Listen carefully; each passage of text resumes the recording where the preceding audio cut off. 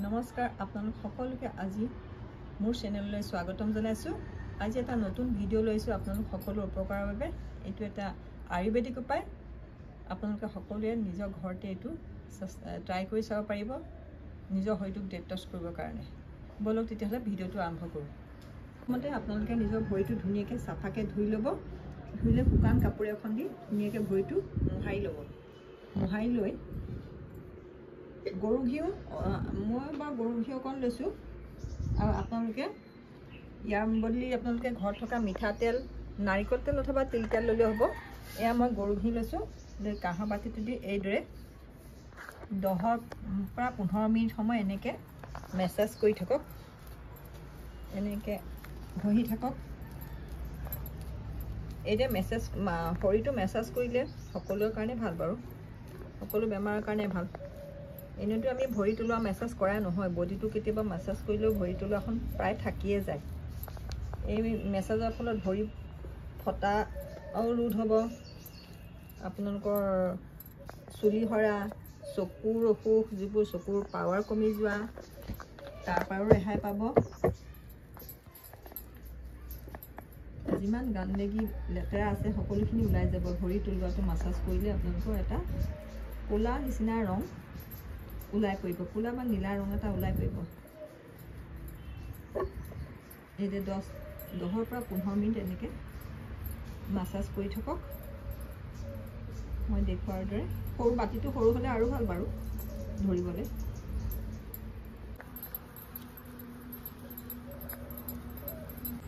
এয়া দেখিছে আপোনালোকে ভৰিৰ পৰা ক'লা ক'লা ক'লা নীলা এনেকুৱা ওলাইছে ৰং।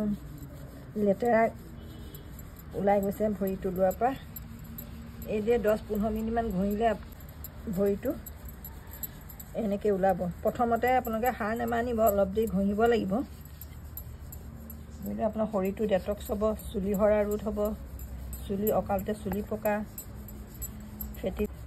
আপোনালোকে যি যি বেয়া খানা বা জাংক ফুড এইবোৰ খানা খাইছিলে, ইয়াৰ যিখিনি বেয়া বস্তুখিনি এতিয়া ঘঁহি থাকিলে তোলোৱাৰ পৰা ওলাই পৰিব। এনেও মানুহ ভৰি তোলাটো মালিচ কৰা নহয়, ডেটক্স কৰা নামত ভৰি তোলোৱাটো মালিচ হ'ল। ভৰি তোলা মালিচ হ'লে আপোনালোকৰ ৰক্ত সঞ্চালন হ'ব,